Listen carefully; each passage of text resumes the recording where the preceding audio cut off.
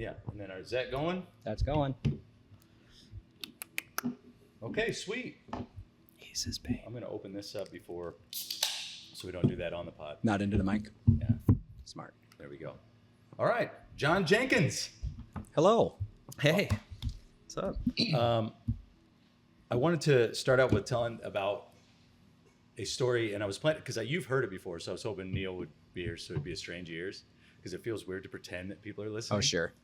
But years ago, I was at your home, and we were doing wood burning, and I mentioned that I was wanting to buy a sailboat and learning to sail, and you immediately were like, "Oh, I have a sailboat. You can just have it." You remember? I do. I'm sure. Yep. And That's like, you? Yeah, that's John. Oh, my gosh. He was saying it's going to be days. He was like, "Oh, perfect. I'm literally about to put this on Craigslist. I had bought this house from a couple that left. They had 2 boats. They left a boat. They said that I could keep it, but I had to get rid of it for free. I had to give it away if I gave it away. And it just was luck that I was there at the right time and went and picked this dang thing up. And then I kept it for years and ended up giving it away to some guy in Mora. So I don't know where it is now. It's going on its own journey. But I think that speaks to like your philosophy with things and materials, and connects immediately to that video you put out saying that you're selling all of your things to go travel. Yeah, I Would that be appreciate fair to say? Like, I really do appreciate that. My wife and I both, we value experience more than things stuff. for sure. Yep, definitely. Yeah, Well, now it's kind of like an heirloom yeast or something, you know? Just you're just out there. getting passed on. Yeah. Well, it's interesting. It's like, I don't know, because experience over things, but yet I have this weird connection when I do go travel or something, like things I get from the places they mean something to me because of the experience with it. You know, there's like what's that theory of like 30 things, you keep 30 things or something. Am I talking crazy? I don't actually know this. It's just popping in my head, but there's like a philosophy of like, you should own 30 things or something. And that's like that's ratio of happiness. You know, I don't know. 30-1. So how many things are you getting rid of? I'm going to have a suitcase. So Wow. yeah, we're that's getting the goal, rid is of. like to live out of a suitcase. Yeah, totally. Yeah. Trying to minimize everything. It's actually liberating, you know. We're excited as we are letting go of things. It's not like we're losing something. I feel like by getting rid of it, we're gaining something. We're excited to move on to the next chapter. Oh, Yeah. man. And I was hoping, if it's all right, before we get going, I brought some gifts for you guys. You're Oh my giving away gosh. things? No way. I hope it's not a sailboat. I brought you guys this just in the spirit of. Oh my goodness. cool. Like your- Wow. Well, that's very podcast here. sweet. Oh, Yeah. Thank you, John. this Heard is of very kind of Firestone. you. It's their 28th anniversary. Oh, very cool. Vintage. That's amazing. They come out with a new Oh, sure. beer for this, and Oh, well, that is really nice, dude. Thank you, man. and Thank you. I brought one for Neil. Well, but I'll you'll take have to pass his. that on. I also brought a headlamp. Oh. I figured I'd be the donator of whoever's going in the sewers. Yes, oh, that's Okay. beautiful. Oh, that was Neil. So Oh, this, man, this that's is so for Neil. funny. I'm bummed he can't be here. No, but that, I'll wear it. That's Oh, great. that's so That is funny, great. dude. That's awesome. And then here, man. this is for Neil. Just getting rid of your stuff. Damn. No, Well, I do appreciate you having me on the podcast. Yeah, it's and awesome, man. Really excited to be here. I know what you mean too. We just took a bunch of stuff to the dump. There was a community cleanup day, and you could just get rid of anything. And we cleared a garage out, and it was very, very satisfying. Oh yeah. It was bittersweet. We Yeah. cried. Oh yeah, But- that's another thing. Yeah, It's- all our stuff, but now we have room in the garage. Yeah, I mean, I've been here going on 11 years. Giselle and I, we've done almost every activity out here in Duluth. Yeah. So as you get into new activities, you're, Yeah. getting everything. Get And, all the gear. and then we have kids, and then we got grandmas buying stuff, and we just accumulate all this. I'm saying Stuff. it's junk now, Yeah. but it's the harder things are like things that have sentimental value. Yeah, exactly. Not so much Exactly. like, Yeah. it's like, what do we do with, my wife lost her brother, and we have a lot of his things, and Yeah. it's like, so we're minimizing some of those things and giving those to her mother, my mother-in-law, to hold on to, and things like that. So there's definitely some emotional parts to it. Absolutely. Yeah, but those you almost don't consider those things. It's like just identity stuff. There's pieces of paper in my fridge that I'd be more upset if I lost than my television. Right. You know what I mean? Yeah. It just matters in a different way. Yeah, a letter from a friend or Yeah, and it's funny. I'll walk by it every time and not even look at some things, but just knowing it's there it just is a piece of you. Yeah, this one thing that I've been holding on to for a long time, since 2004, I think. It's just a little crossword puzzle book. Oh, cool. And the story behind that is I was working in Lahaina, Maui, at a Starbucks. And I saw this older lady, native lady, and she would just come in and start doing crossword puzzles all the time. And so I got her a crossword puzzle book. Mm-hmm. And she finished that whole book front to back. And she gave it back to me. Mm-hmm. And to me, it was pretty amazing. I just thought there was so much there as far as like, I honored your gift. Mm-hmm. And I'm giving it back to you as like, I thank you type of thing. Yeah. And so I've held on to it just as, so that I'm definitely keeping still. And you didn't tell her like, well, I can't do anything. You did them all. yeah, you did them all. You left me nothing. answered Thanks for the all. completed puzzle. Yeah. No, that's really sweet. But some of those things we're holding on to. Yeah, the stories behind things are important, but that's where it comes from. And then to get rid of it, to go create new stories and new things. How old are your kids? I have a 5-year-old and a 3-year-old. Man, 5-year-old boy. It's going to be wild. Yeah, they're not going to be new to traveling. We do travel quite a bit, but it's been like a month or two at a time. Mm-hmm. Now we're just going to be like full time. Wow. So, Well, what are you hoping for them to gain out of that? oh, You good know. question. It's a unique experience for children to be able to do that. It's both a luxury and a skill that you develop as well to travel. But it's also like, people call it a luxury, but those people often call it that are going to the resorts and the full service, and that's not exactly the same as like traveling to grow and to learn and to experience. You have to be fearless and without prejudice, and I think you learn a lot of that by traveling. But yeah, kids, I've never traveled with a kid, so I don't know. yeah, I guess it's the type of traveling. I mean, we're going to be on a budget and trying to find month-to-month leases. So to get into a culture, learn about the language, the currency, the history, playing just all through play, playing at the beach, exploring the jungles. Awesome. Yeah, so I think there's so much that I think that they're going to learn from this whole experience, and a lot of people do actually ask me, "Well, what are you going to do for school?" For them? And that's, I think, a projected fear. I get a lot of projected fears when I talk about this adventure, and that's one of them. Is, well, what are you going to do with the kids? And Yeah, fair enough. man, That's a fair it is a fair question, especially when we're kind of geared to believe that there's only one education system. And yes.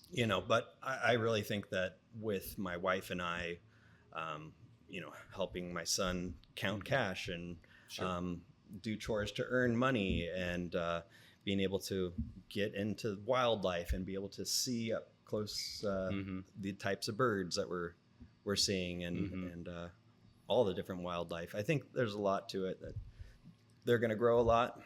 Yeah. I think travel builds resilience too in people.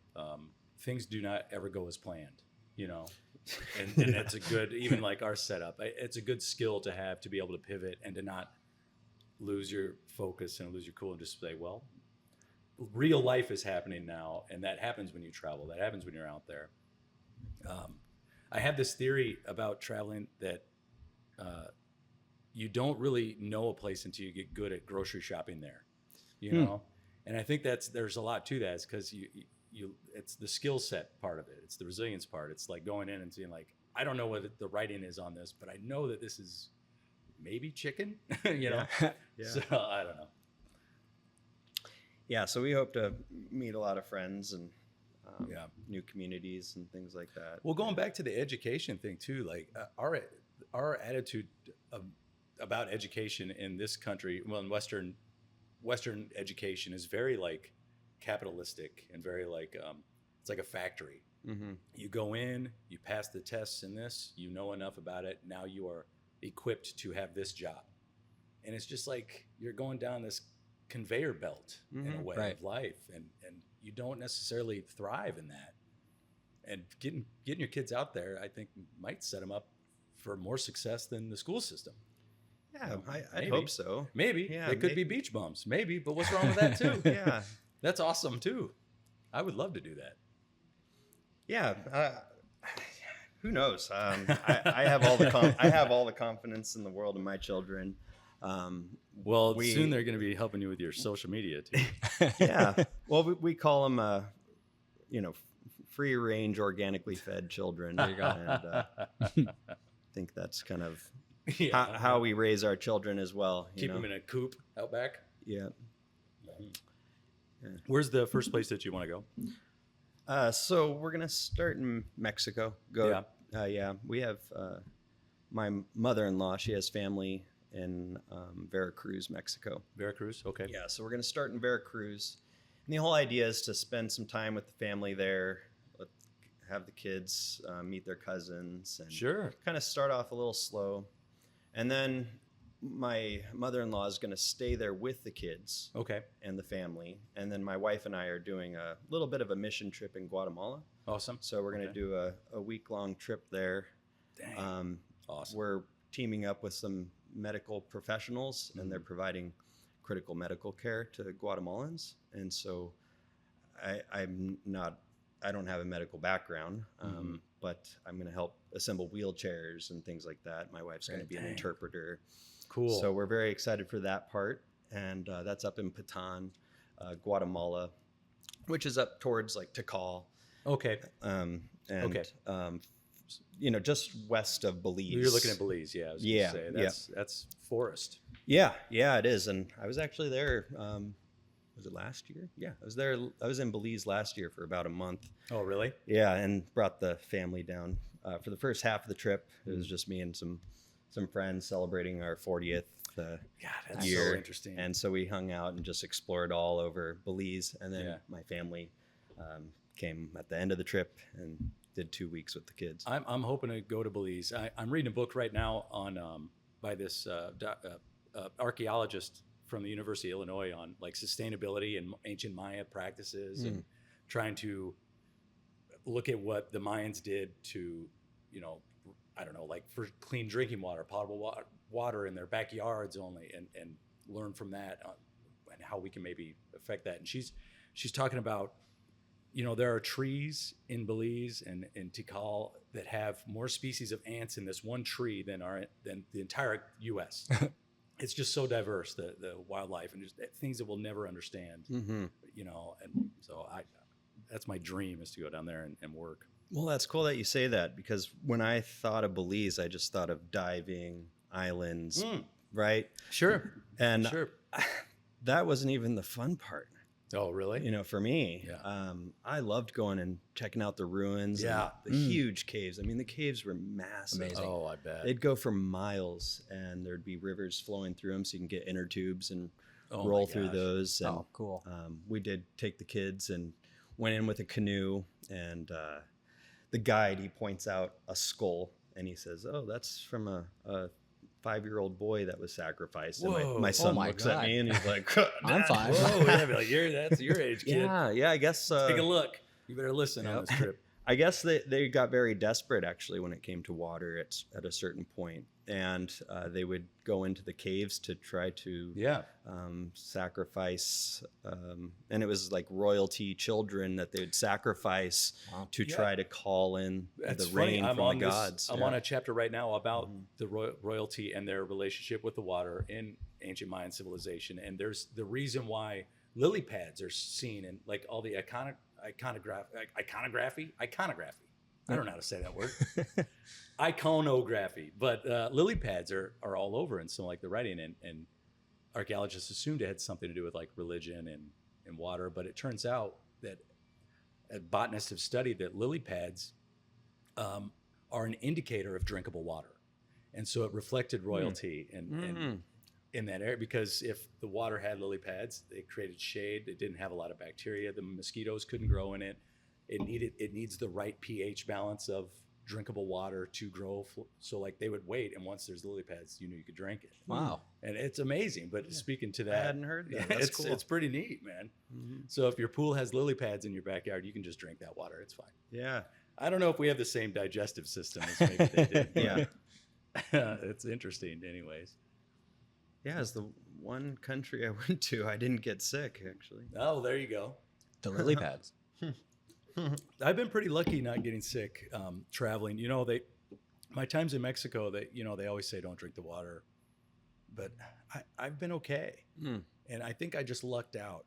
But I didn't drink a lot of it. It was all by accident if I ever did, But yeah, and I think it might be just more of the street food that I'm getting.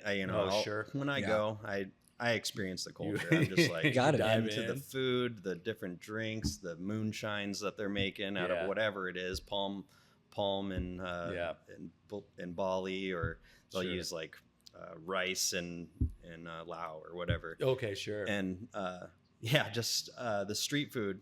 It's all in how they wash their dishes and things like that, Yeah. So, Oh, sure, that makes sense. Yeah, there's a lot more to it than just the food itself. right. So they can get contaminants that way. I actually, we had a trip we did Mexico, and then we went down to Costa Rica. Well, while I was in Mexico, I got pretty sick. Yeah. And in Costa Rica, I finally went to the doctor and got antibiotics for it.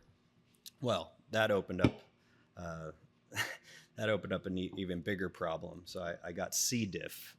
What's that? C. diff is usually found in like older patients and things like that. It's from antibiotics. So this is what I know of it. Antibiotics will just like take out all the good bacteria, and it just creates the perfect environment for this very strong bacterial infection. And so things are not pretty at that point. And now I'm like prone to C. diff, I guess, in the future. Oh, wow. Yeah. Oh, it stays with you in a way. Yeah.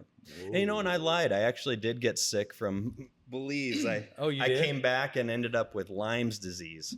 Oh, from like getting a tick out there? Yeah, I had a tick on my inner thigh. Yeah.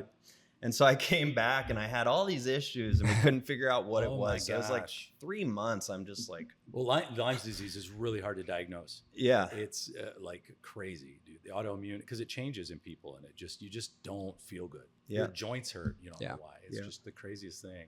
Yeah. I worry about it a lot. I got bit by a Lone Star tick a couple years ago, and I think I got that whatever it is that you can't eat red meat. I can't eat red meat anymore. I have like crazy issues with beef and pork, and I don't know.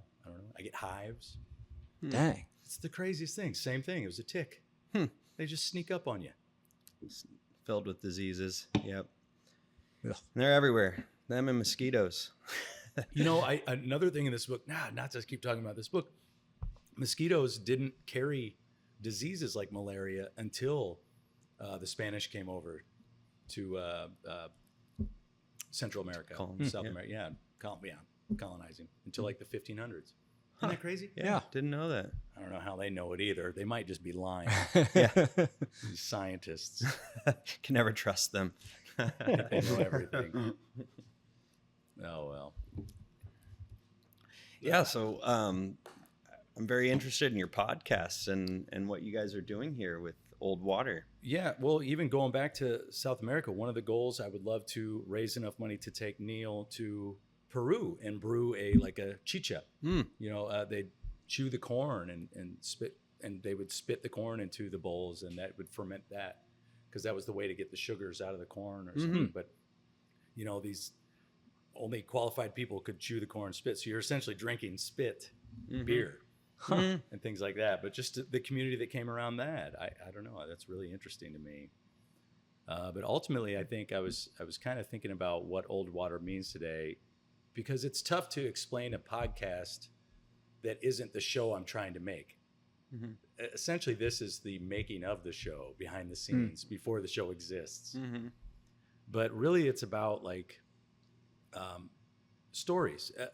Ben and I had this idea years ago where it would be me that would go and brew with people and learn the craft and learn about the community that comes together for this craft, whether it's beer, wine, meat, coffee, tea, anything that's made with the water source in mind.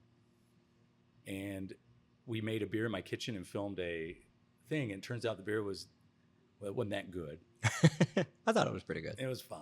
But then when I started here and met Neil, it was like the perfect ingredient, because he's won multiple international awards for brewing beer. He'd be great to go and actually be the knowledgeable person on this, and then tell the stories, whether that's like the barley farmer or somebody that's a regular at the beer tap that these beers are made at, or the history of the bar, or whatever it is. The stories of these people is what matters, I think.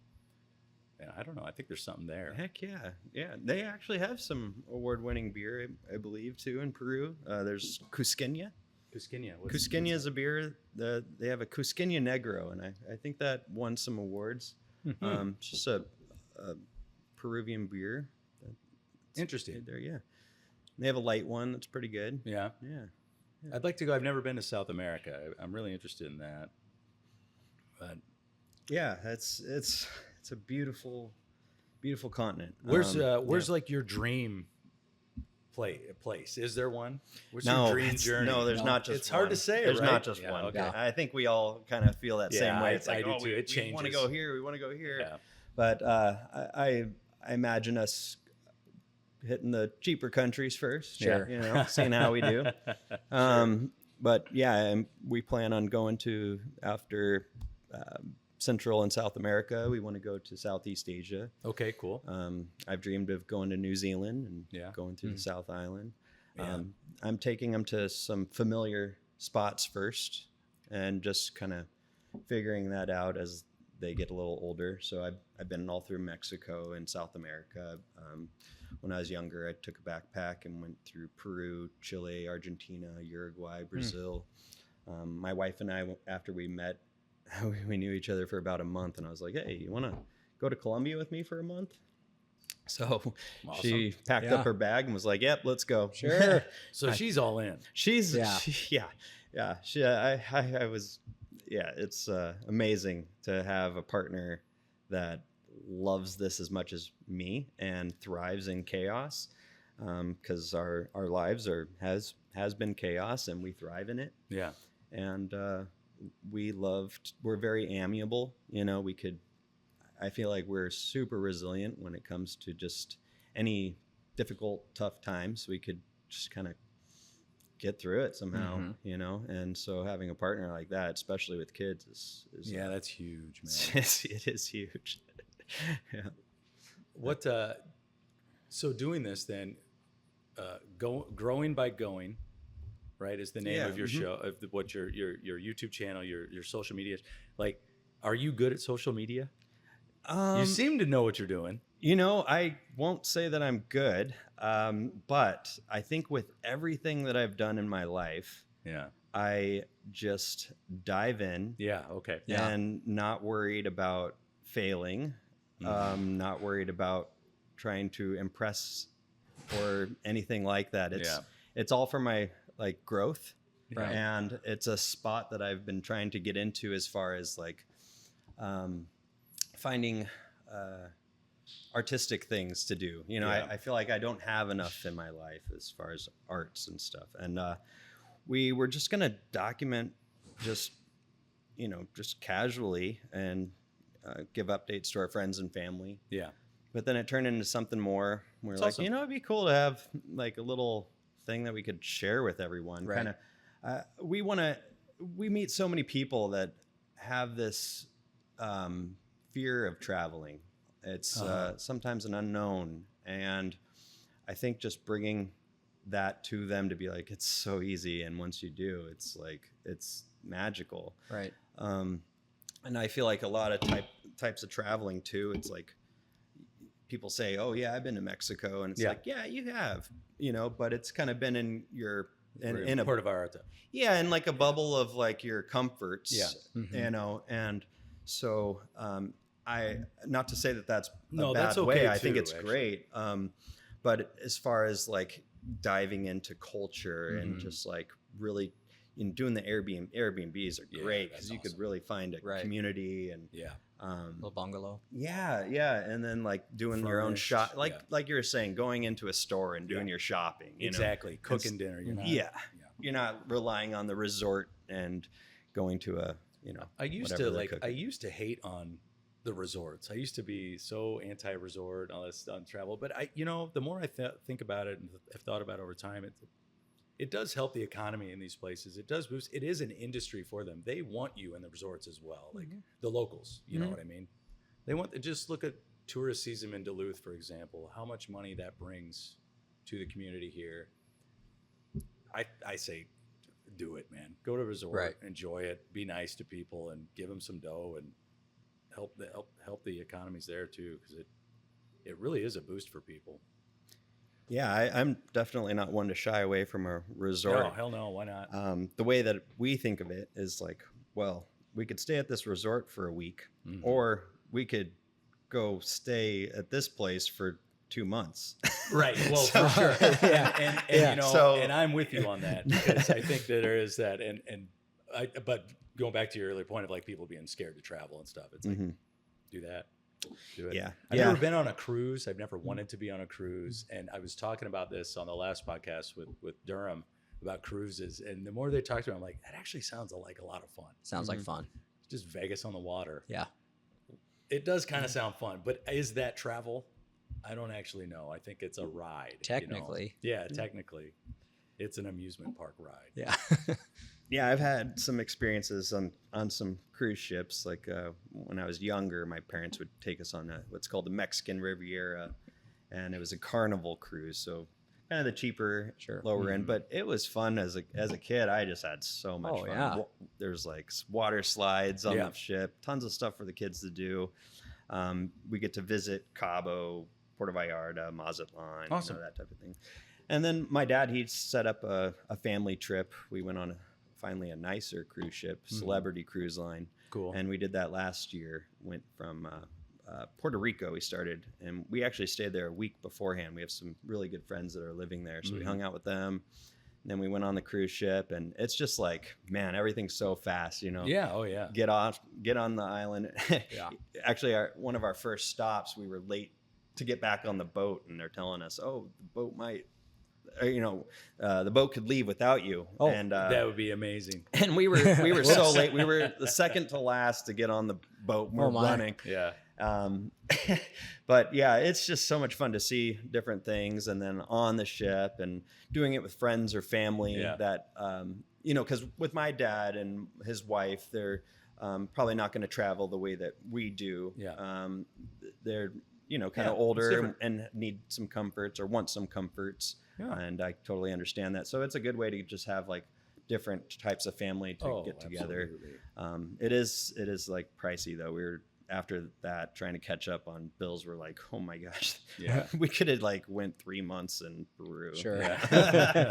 Well, But, that's what it is. It's the value is where's the value that you're looking for? I mean, to a lot of people, they don't have 3 months to go. Yeah. So blow it in and get as much fun as you can in those 9 days or whatever you're on it. And Yeah, and most of my career has been like contract work. So, at the end of a contract, be like, hey, we're free. yeah, exactly. Yeah. Where do you want to go now? Just Where do you wanna banked go? a bunch So of money. I'm like working 12-hour days, 6 to 7 days a week during Yeah, a to do this. contract, and it's like, it's grinding. So at the end, we're just like, we're Well, free. I think it's fair to say that there's a purpose behind the work there, is to put the money back.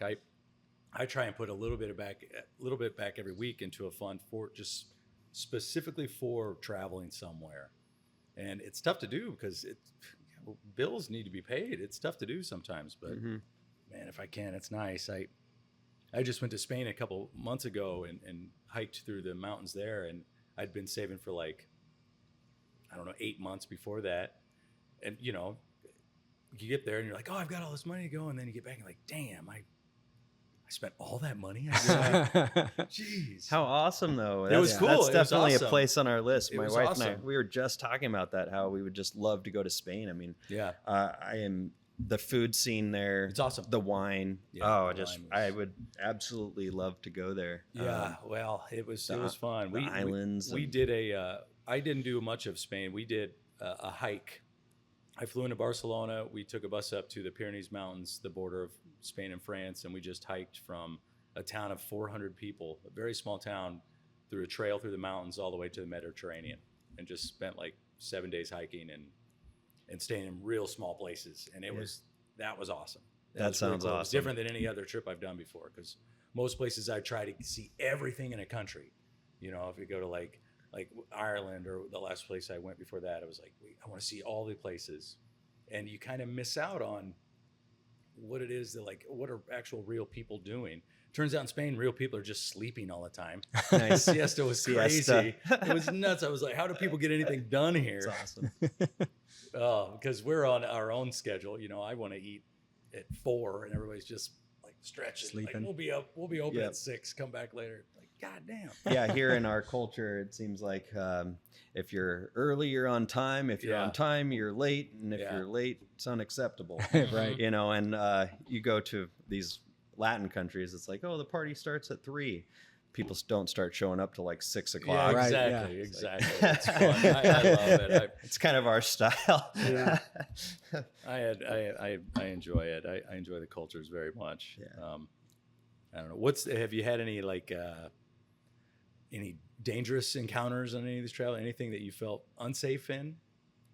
Most of the world, I don't know, if you're smart and you're kind, I think you're going to be okay in places. But there are some spooky things that can happen. Yeah, I think I haven't. I mean, the most sketch thing I guess I've been in is when I was in Thailand, right in Bangkok, and there was these red coat riots. There's like red coats, yellow coats, and it's kind of their political parties, even though they're in like a royalty hierarchy system.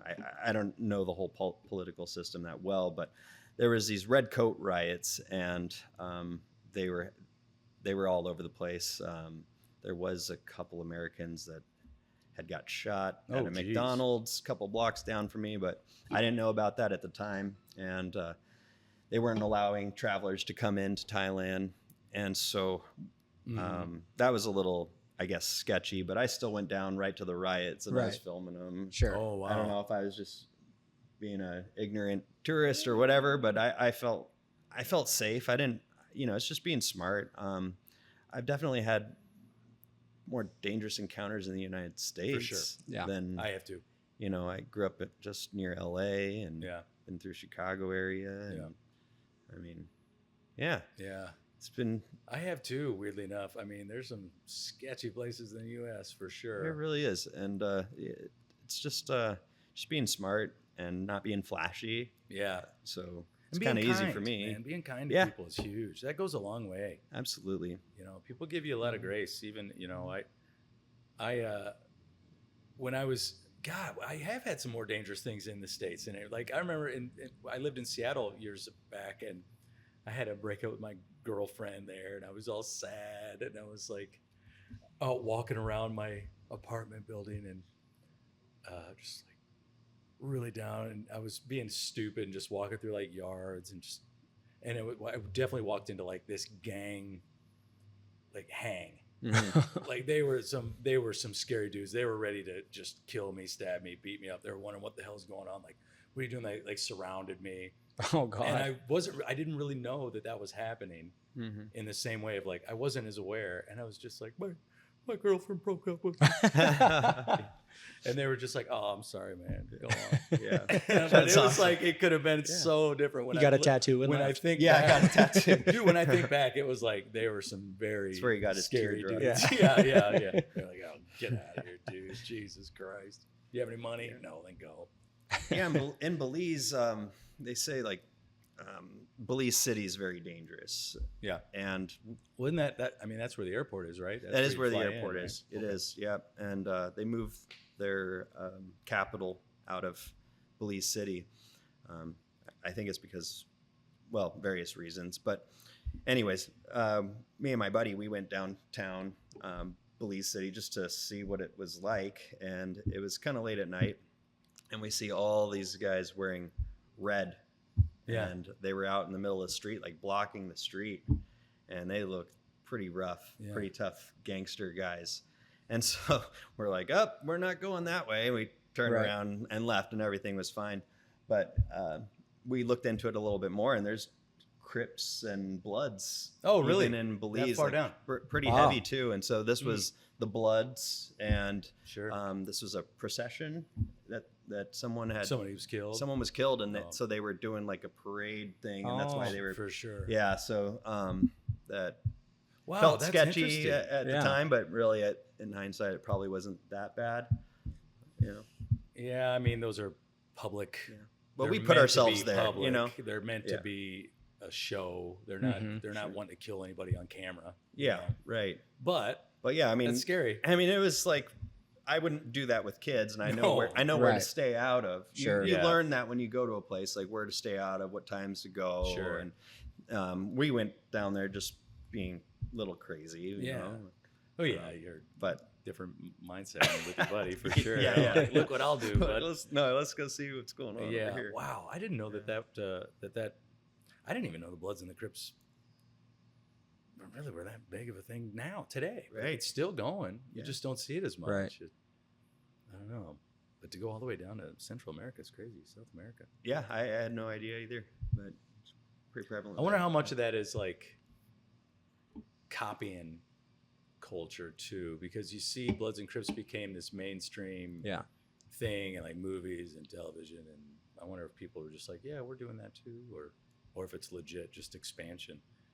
Mm-hmm. You know, it'd be interesting is to like study Crips or Crips of the Bloods or something, and like as like an empire, because it kind of is in a weird way. God, that's all. We're getting way academic. Are we and weird. pivoting now? No, I know. I'm just saying it out loud just so it exists. That's a weird thing. But I'll even think like about that the more. Mexican cartels too. There's For sure. Yeah. Mm-hmm. That scares me going down. You know, I have a really good friend of mine who lives in Cancun, and I went and saw him last year just to visit, and he was telling me stories. You know, because Mexico's pretty corrupt, man. It sucks. But the regular people are just like, they know it. You know, they know that it's corrupt. They're like, the cops suck. Like, they only come when you don't need them, kind of thing. And he was telling me stories that just like the minor corruption, just like the rental cars mark their cars. And if they're going back to the airport, they'll mark them, and the cops know that they have somebody in there that's going to the airport. They pull them over, shake them down, because they're in a hurry to get to the plane. They're in a hurry to get out of there. They're going to pay. Like, it's just, corruption isn't necessarily like murderous thugs. It's just shakedowns, dude. Right. Just give us some money. Mm-hmm. We got pulled over years ago in Guadalajara. I was in the back of a truck. I was riding in a lawn chair in the back of a truck with my buddy Dino, and we got pulled over for sure. And they knew that I was American, and because I didn't speak Spanish at that time, and it was like I gave them every dollar I had out of my wallet. I could pay the bill now, or pay it later. I was like, all right, well, I'll pay it right now. And I was like, yeah, you need to pay it right now. It sucked. Got him. Yeah, it got me. Yeah. But it was never dangerous. I wasn't going to get killed. It was just losing my money. Mm-hmm. No. I don't know. Anyways, that was a pivot. We're good at pivots on this show. Clearly. This is our 5th one we recorded. 3rd one we'll put out. 2 of them weren't very good. So what are the other places that you want to travel with? Ideally, we want to go to Austria first. Neil wants to do one in Norway if we can. You know, the thing is, each episode to film is going to cost around $10,000, which isn't crazy, but it is a number that we have to raise. We have to raise the money for it. I don't have $10,000. I don't. And to be out of work and go and do that. Exactly. And I want to pay everybody that goes for their time. Like, I want to pay Ben for the camera work. I want to pay people. I'm not expecting it for free. But it's just a reality of it. It takes money. So Austria. He wants to go Norway. I would like to do Peru, do a chicha. I think going somewhere like Botswana, Africa would be interesting to do like a banana beer and learn about those communities. I think Yingling, actually in the eastern U.S., would be really interesting. There's some places in Mexico would be neat too because they have a really big German influence beer-wise. So it'd be an interesting like mesh of culture. I don't know. There's a lot of places I want to do. I don't necessarily want to just do beer either, but that's Neil's a like incredibly talented beer brewer, and he knows it, and that's his forte. So I want him to be able to add as much to that as possible. But it would be fun to throw him out of his element and go to like a winery in France or go. A distillery somewhere or a coffee, like go look at coffee beans and a coffee brewers somewhere. It doesn't all have to be alcohol. It could be kombucha somewhere. It could be sake, you know, anything. But the first 5 would probably be, it's such a long tangent, I'm sorry, but the first 5 would probably be Austria, Norway, Peru, Botswana, and Yingling, maybe. Cool. Yeah. And so you're doing this to hopefully raise money for this. Yeah, cool.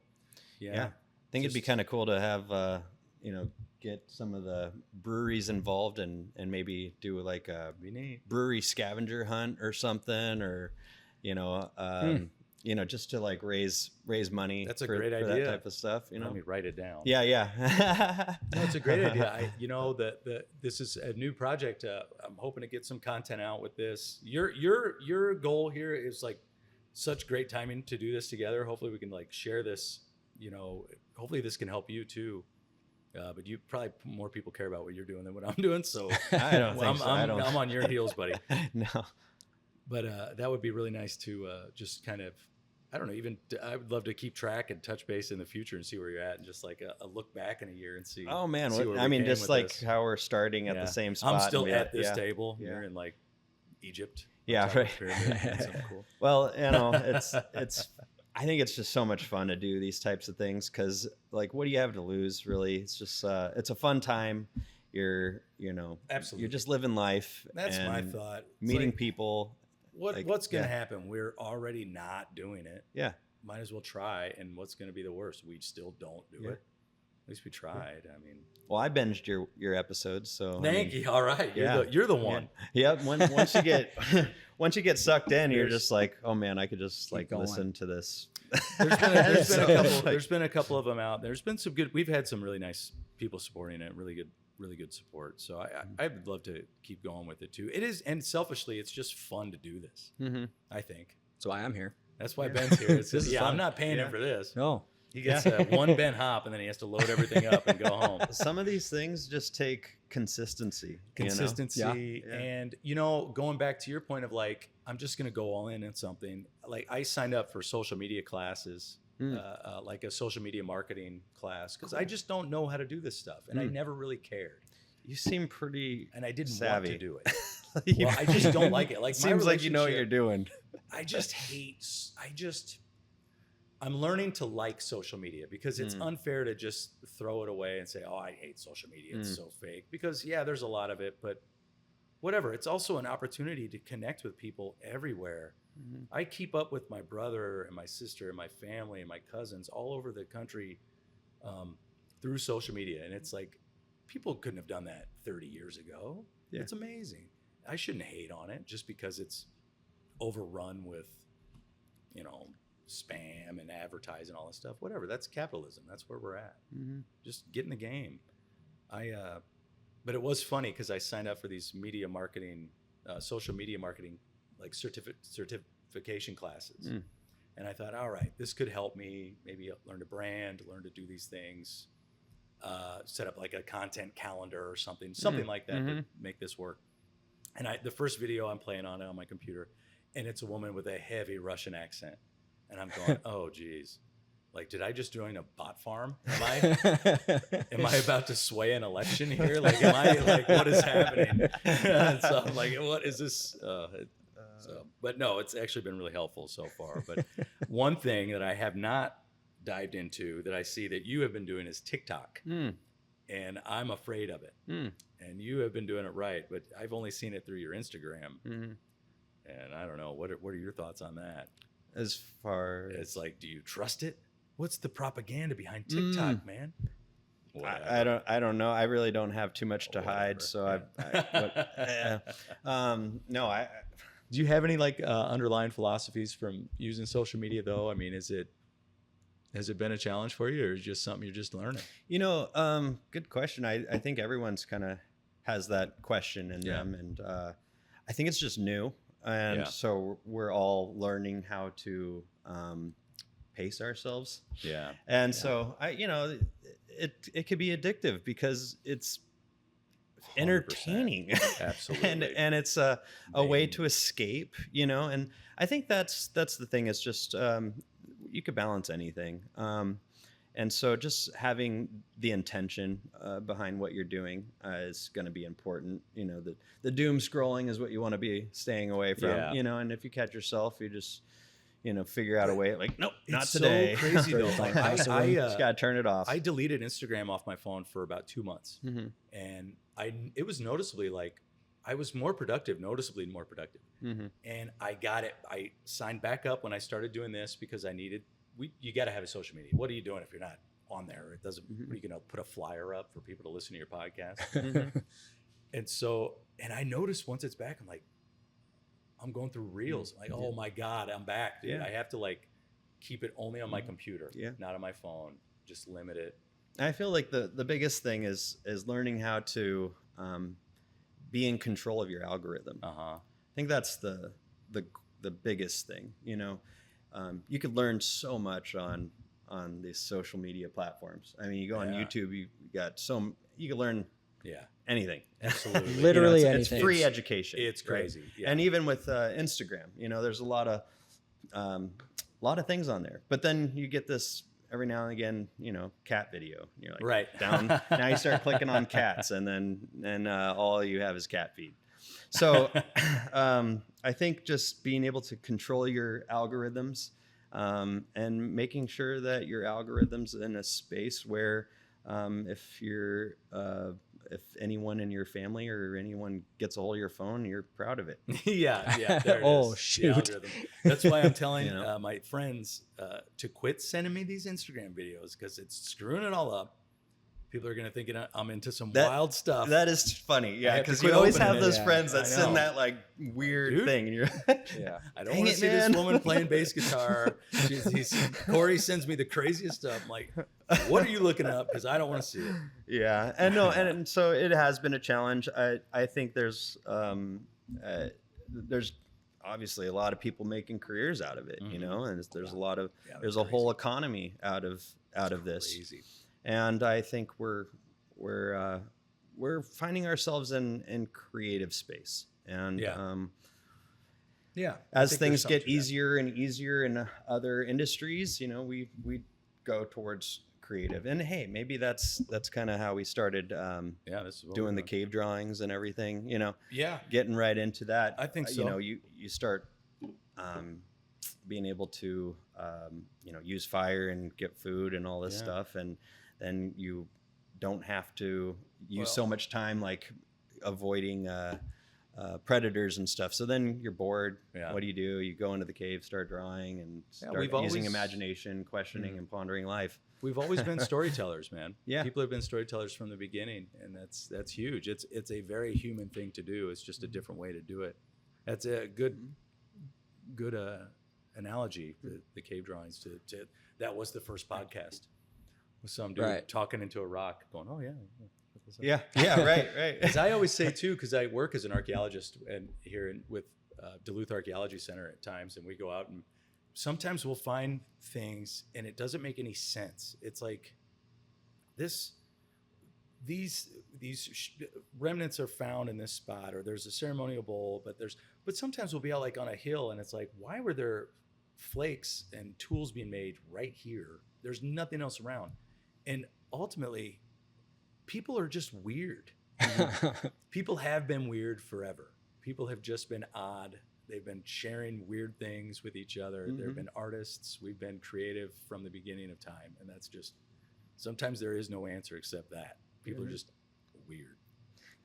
Yeah, totally. And I like, as far as the stuff that we're putting out, I hope it inspires people, to work towards something. And, a lot of the stuff that's kind of led up to this, they didn't get to see, the long hours, for sure. the saving, the not purchasing, the big things to, and also investments and taking risks and trying to build something. You know, my wife's a full-on entrepreneur. You know, she started the juice farm in town, and my sister's a full-on entrepreneur, and I'd like to think I'm an entrepreneur. Yeah, I'd say you guys all are. Yeah. I think even the times I've spoken with your mother, she's been very like independently and creatively minded person. And yeah, she's definitely a dreamer. Yes, yeah. and I love that. I love people like that. So Yeah. I love dreamers, and I love people that are doing it. I do too. I like that where you can match the action with that dream, you know, because a lot of people are always like, oh, I had that idea, but never did it, you know. Right. And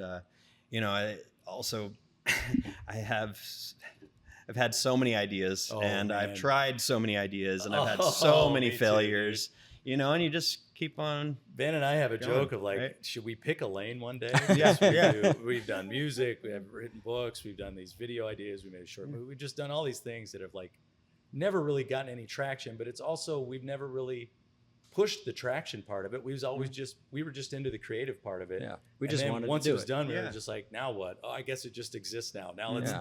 I have this other idea, or we have, you know, just pivot.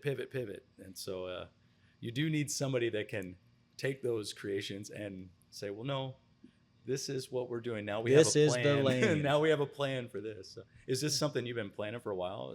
The traveling part. Yeah. Yes, absolutely. Yeah.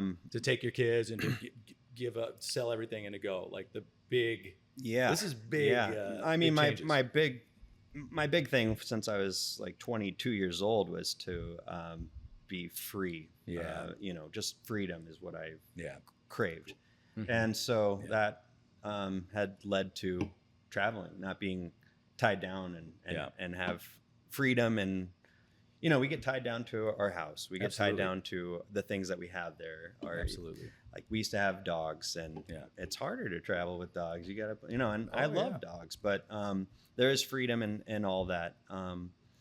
And so I think that led to, you know, we just want to go travel. And when we had kids, we're like, we want to share what we love about traveling with our kids. Mm-hmm. We believe we could do it in a way that just educates our kids.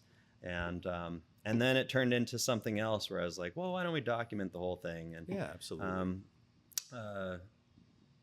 If we, you know, we can make some money doing it, that'd be awesome. And that can keep us going a little further without having to go to our savings or, you know, tap into things that we really don't want to, because we want to leave a parachute open. Yeah. Yeah.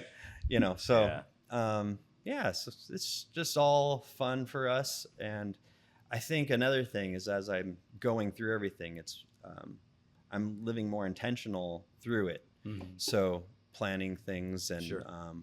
You know, just capturing moments and just starting to notice little things that you maybe didn't notice before.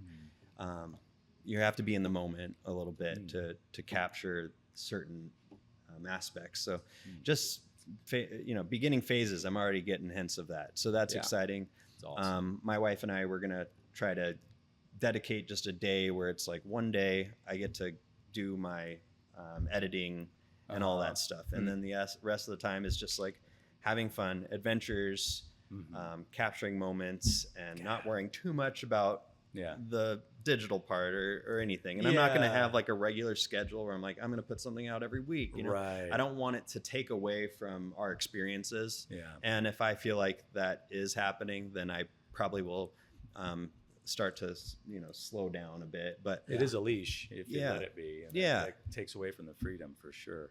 So far, so good. Awesome. There's a family that we follow. It's called the Bucket List family. And they have a little bit older kids, and they've been doing this for like 9 years. Okay. Wow. The only difference is this guy sold his software to Snapchat. Oh, so he Made has a like- lot of made money. like $22 Okay. million. Okay. Yeah. Okay. So he's just been on vacation for I 9 love years. it. They are great people, Sure. and I think they live with such purpose. Their kids are great, just amazing. But we follow them, and they've been an inspiration for us. I think we would just be the budgetless family. The budget. There you go. There it No is. kidding. But I hope that That's people awesome. can identify with our experience a little bit more. Maybe see it as more reachable. Yeah. Oh man, I'm sure it will. It's such a great, cool, inspirational thing you're doing. So Thanks. I'm all about it, man. Yeah, I'm pretty. We're thrilled. Growing by going. Growing by Yeah. going. On Yep. YouTube, on TikTok. Yeah. Yeah. Everybody's telling me to get a TikTok, so I'm like, Yeah, I don't know. And that's how you do it. I'm like, maybe I should. You know, John's doing that's it. I kind of should where do it. e-commerce is going. I know that. Yeah, You know, it's- so even selling books is yeah. like you got to have a TikTok for books, and it's like, all right, Yeah. I got to do it. I got to bite the bullet and figure it out. You got books too. Yeah. it is easy to just like make a TikTok and then Just- use it for Instagram, Yeah. use it for shorts on YouTube. So I Yeah. just figured, you I'm know, gonna do it. it's kind of like a one button click, you Sure. know. You've inspired Yeah. me, John. You get one. I had this one TikTok go up. I was just messing with. I mess with everything. I get into Yeah. everything. Like I just love to just test things out, Yeah. like in different spaces. So I did put out a video, and I was like, "Tell me you're a Minnesota. Tell me you're in Minnesota without telling me you're in Minnesota." And I had like a picture of top the tater, and that just got like blown up. Yeah, for sure. And so, anyways, it just For takes sure. one thing that goes viral, and then Yeah, that's you get funny. attention from it. And yeah, Well, who you've knows? inspired me. I'm giving in. I'm doing yeah. it. Yeah, why not? I And want to do it. I actually do want to do it. I have a good Yeah. attitude about it. I want it to be you can fun. point but to where you want them yeah, to go. exactly. And yeah, so I just made a little website now. So I Oh, just cool. launched a little website. What's the website? It's growingbygoingfamily.com. By family.com. Yeah, All right, we'll and put so it. that's going to be a little bit of where our blog is, but Cool. I'm hoping that The we could. artwork's cool. The gen- Instagram is awesome. Thank you. Follow the Instagram. Yeah, I'm trying to generate some of the income through like YouTube and Yeah. Hopefully teaming up with other people along the way and Oh. just figuring out. There's so many people out there doing this and that have advice. I have a good friend that does produce some of these things and helps. So I'm going to reach out to him next week. We have a meeting and he's going to Cool. talk to me Awesome. about strategy and all that. Oh so, man, that's yeah. great. That's so exciting. I Yeah. can't wait to see where it goes, man. Yeah, This is thank awesome. you. Thanks for Well, doing this, dude. Same with this. Yeah. I love it. I love It'd what be you're fun doing. to run into each other somewhere out there. Oh yeah, absolutely. Oh, man. I mean, I'm going to keep track of you guys, Oh, and yeah. we might just make a special trip and I would love it. come man. visit. So cool. Yeah, thanks for Going by having me. growing. Yeah. All right, buddy. That's it.